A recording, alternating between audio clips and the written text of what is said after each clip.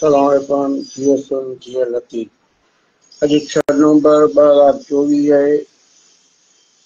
6 नवंबर 2023 ते मुझे मथा फकीदा खे पारां कातराणो हमलो कत्ल करण लाइ कातराणो हमलो करायो वियो। वजादान तौर बची वियो हुअसि।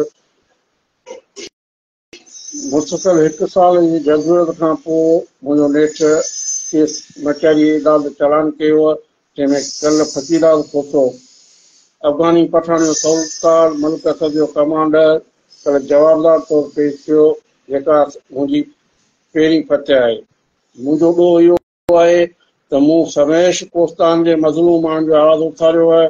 असांजो कंहिं फर्द या के ज़ात या के बिरादरी खां गॾु असांजे जदोजहद सिस्टम जे ख़िलाफ़ आहे। सिस्टम जे ख़िलाफ़ आहे। मूं कोस्तान जूं बेला जे ज़मीन मल्क सतपाल ऐं संदसि ग्रुप तरफ़ां ज़मीन विकिरो करे माण्हुनि जे धरती पेरनि खां ज़मीन फसण जे ख़िलाफ़ आवाज़ उथारियो, या मल्क असद जी आसिफ अली ज़रदारी पारां ज़मीन कब्ज़ो कई वई हुजे, उनजो बि मूं हुन फेसबुक ज़रिए आवाज़ उथारियो आहे। मुंहिंजो ॾोह इहो आहे, मूं अक्टूबर 2023 में वफ़ाक़ी हुकूमत तरफ़ां अफ़गानी पठाननि ख़ुसूसन अफ़गानी पठाननि मुल्क मां लेखाली ॾियण जो फ़ैसिलो कयो। उन जे सिलसिले में मूं पोस्टूं शेयर कयूं। उन पोस्ट शेयर करण खां पोइ म्यूनिसिपल कमेटी बोलाड़ी जे चेयरमैन अफ़गानी पठान जे सौलकार फकीदाद खोसे तरफ़ां मूंखे रोशन जोगियानी खोसे मूंखे क़तल करण जा नियाबा मोकिलिया। फकीदाद खोसे जे भाइटे आबिद वली मूंखे फेसबुक मैसेज जे ज़रिए मोतमार धमकी ॾिनियूं, जंहिंखां पोइ 6 नवंबर 2023 ते ॿिनि जवाबदारनि मुंहिंजे मथां हमलो कयो। मूंखे चवंदा था रईस फकीदाद खोसे मोकिलियो गंगू खे क़तल करे पोइ अचो। जवाबदार लठियुनि सां मूंखे हमलो कयो, मूंखे गोलियूं हर मां पिस्टल करी गोलियूं हणण मारण जी कोशिशि कई। उते मौजूदु माण्हुनि जे मदाद खां पोइ जवाबदार हवाई फेरिंग कंदा फरार थी विया।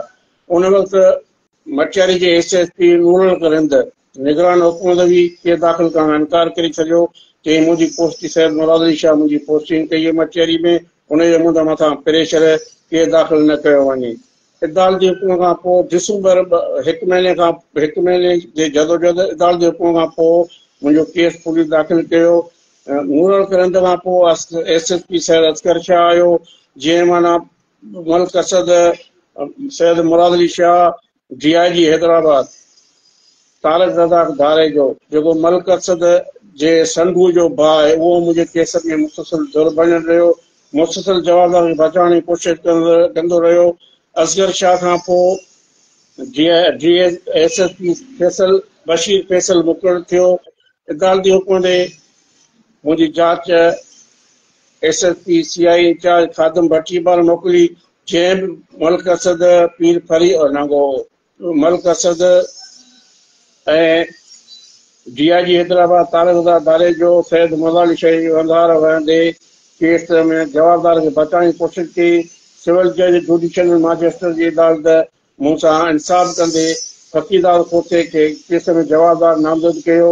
12 महीने जे मुसलसल हलंदड़ जदोजहद खां पोइ अदालत मां इंसाफ़ मिलण खां पोइ 5 नवंबर ते फकीदाद खोसो पहिरियों चकर अदालत में मुंहिंजे केस में जवाबदार थी पेश थियो। हीउ मुंहिंजो हिकु वाहिद फर्द जो केस न आहे, हीउ सिंध जो शोर जो केस आहे, छो त मूं पंहिंजे ज़ाती मुफ़ाद लाइ हिन कॾहिं बि आवाज़ न उथारियो आहे।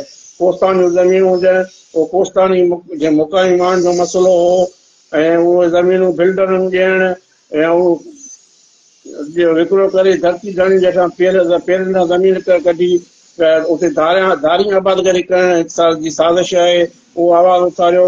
जेकॾहिं अफ़गानी पठान जो मसइलो धरतीअ जो मसइलो हो, वफ़ाक़ी हुकूमत उन्हनि ख़िलाफ़ कार्रवाई करण जो फ़ैसिलो कयो, उन ते असां आवाज़ उथारियो त फकीदाद पठान मल्क असद चवंदा अफ़गानी पठान आशीर्वाद उते पोतो उन्हनि खे आशीर्वाद ॾिनई त बेपुटका थी वेठा आहियो, असां मल्क असद अव्हां सां गॾु आहे। मूं कॾहिं पंहिंजी सोशल मीडिया जे पेज ज़रिए पंहिंजी मुफ़ाद लाइ इस्तेमालु कयो, न मूं कॾहिं ज़ाती को हिन फ़ाइदो वरितो, न मूं कंहिंखे ब्लैकमेल कयो। जे लैंड माफ़िया जे ख़िलाफ़ मूं पोस्टूं हलाई हूंदियूं, उन राब्तो कयो हूंदो, आफरूं कयूं हूंदियूं, त उन्हनि मूं चयो मुंहिंजो को ज़ाती लालच न आहे, न मूं पैसो खपे थो, न ॾोकड़ो हाणे खपे थो, ऐं जिन मज़लूम सां नाइंसाफ़ी थी उन्हनि सां इंसाफ़ कयो, उन्हनि सां इंसाफ़ कयो, उन्हनि सां वहिंवार कयो, मुंहिंजो माना को जोड़ो न आहे। जॾहिं उन्हनि सां उन्हनि वहिंवार कयो हूंदो को पोस्ट मूं बंदि कयो हूंदियूं, न त मूं पंहिंजी जदोजहद जारी रखी हूंदी। जेकॾहिं मलिक असद जी सफुरा ॻोठ में आसिफ ज़मीन ते कब्ज़ो कयो हूंदो त उन ते मलिक पूरब जे माण्हुनि कॾहिं बि न लिखियो हूंदो।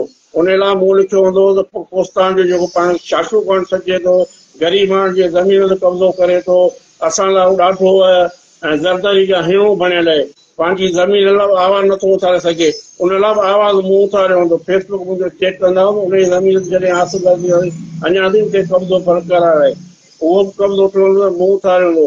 जेकॾहिं तोंग के लोराणीअ मथां मलिक असद जे गार्ड मीर ख़ासकरी जे पुटनि गाॾी चाढ़ी ईंदी त उनजो आवाज़ु मूं उथारियो हूंदो। ॻोठ खमीसो ॾिठो जे ॻोठाणे मथां मलिक असद जे हथियारनि फेरिंग कई हूंदी, ज़मीन कब्ज़े करण जी कोशिशि कई हूंदी, उन लाइ बि आवाज़ु आउं भरियो हूंदो।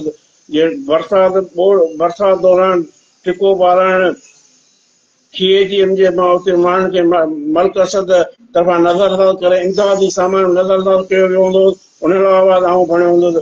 मूं हर पोस्तान जे हर मज़लूम माण्हू जो आवाज़ु उथारियो। उन मज़लूम माण्हू इहो लॻ भले कहिड़े बि ग्रुप सां हुजे, कहिड़ी पार्टीअ सां हुजे, उहो मुंड ॾिठो हूंदो कहिड़ी पार्टी सां छा थियल गए। मुंहिंजो सिर्फ़ु जेको मज़लूम आहे उन जो साथ ॾिनो आहे, कंहिं वॾेरे कंहिं जो टाउट न बणियो आहियां। हीअ आज आम जे अचण जो मतिलबु इहो अॼु 6 नवंबर 2023 ते हिन ॾींहं ते मुंहिंजे मथां हमिलो थियो।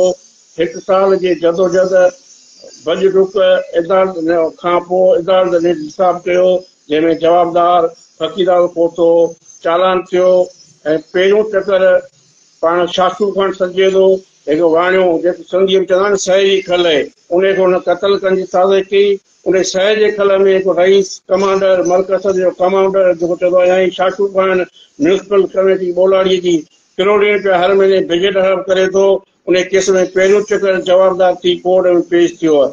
मुंहिंजी supreme court of chief justice Pakistan, Sindh high court जे चीफ जस्टिस ऐं डिस्ट्रिक्ट एंड सेक्शन जज मटियारी जे अदालत खे अपील आहे त मुंहिंजे सही केस मुंहिंजो हिकु फर्ज़ जो न आहे, सिंध धरती जो केस आहे। हिन केस में नामज़द जवाबदार अफ़गानी पठाणनि जे सौलकार फ़क़ीराल खोसे जी गिरफ़्तारी अॼु ज़मानत रद्द करे जेल मोकिले मूंसां सिंध जे अवाम सां इंसाफ़ कयो वञे। ऐं अदालत इहो यादि कराईंदा साॻिए नंबर ते केस बख्श जे केस में हिकु हाज़िर सर्विस स्टेशन जज जी अदालत गिरफ़्तार थियो, उन जी अदालत ज़मानत कई, अदालत में ट्रायल करे उनखे उमिरि मौत जी सज़ा ॾिनी वई। ऐं अदालत खे गुज़ारिश कंदुसि अपील कंदुसि तर्जुमानी अपील कंदुसि हिन केस में बि मिसाल क़ाइमु करे जवाबदारी जी ज़मानत रद्द करे ऐं जेल में उनजो ट्रायल हलायो वञे ऐं मूंसां सिंध धरतीअ सां इंसाफ़ कयो वञे। छो त अफ़गानी पठान सिंध धरतीअ ते भार आहिनि, उन लाइ सभु को सिंध जूं सुञाण दरियूं कोपस दरियूं रोडनि रस्तनि ते एहतिजाज करे रहियूं आहिनि।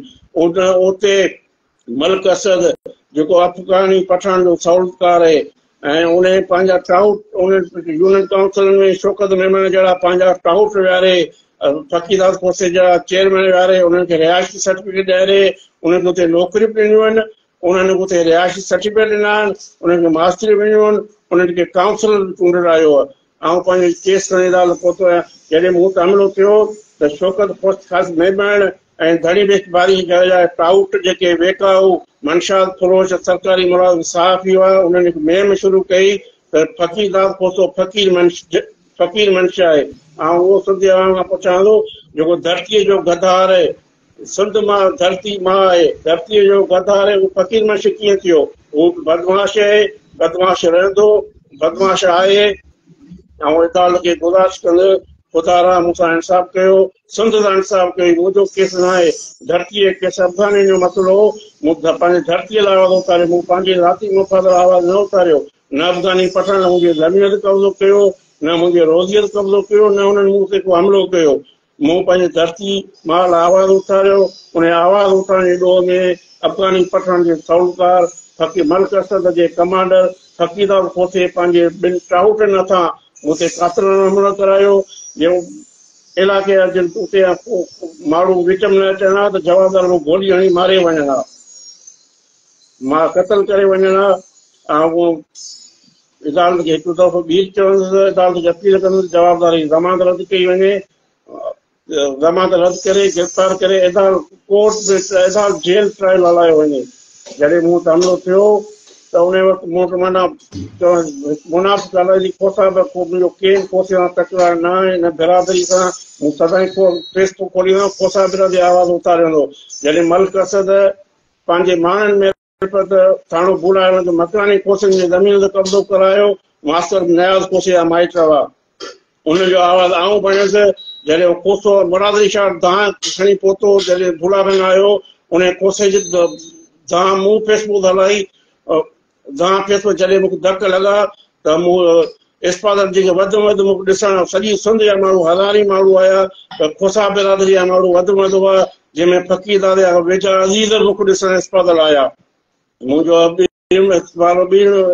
सुप्रीम कोर्ट जे chief justice, Sindh high court जे चीफ जस्टिस ऐं डिस्ट्रिक्ट एंड सेशन जज मटियारी अदालत जी अपील आहे त महिरबानी करे अफ़गानी पठान जी सौदकार जवाबदार फ़क़ीर जी गिरफ़्तारी ज़मानत रद्द कई वञे ऐं मूंखे तोहफ़ो फराहम कजे। मूंखे, मुंहिंजे ख़ानदान, मुंहिंजे ॿारनि खे मलिक असद, मलिक सिकंदर ख़ान, फ़क़ीर कोसो, उन ग्रुप में जेके बि भोतारी टोले में जेके बि वॾेरा दलाल, ब्रोकर, रेती माफ़िया, लैंड माफ़िया जेके बि आहिनि, उहे उन जा सौलकार आहिनि। उन्हनि जे ख़िलाफ़ कुझु बि थियो डायरेक्ट एफ आई आर उनजे ख़िलाफ़ दाख़िल कई वञे। जंहिंमें हिते मटियारी में जेको उनजो टाउट आहे रोशन जोगियाणी कोसो आहे, मूंखे 9 साल थिया आहिनि मटियारी में। 9 सालनि खां जीअं वेठो आहियां तीअं रोशन कोसो मुख़्तलिफ़ औरनि सां मूंखे जवाबु कंदो आयो, बैंकुनि में ईंदो आयो, सभु उहो बि उन्हनि में शामिल आहे। महिरबानी, मूं अॼु पंहिंजो केस सिंध जे अवाम जे अॼु पेश कयो आहे। उमेद मूंसां सिंध जो अवाम जी अॻे जीअं मुंहिंजो साथ ॾिनो, हींअर मुंहिंजो साथ ॾींदो। महिरबानी, सभिनी संगत जी कुर्ब।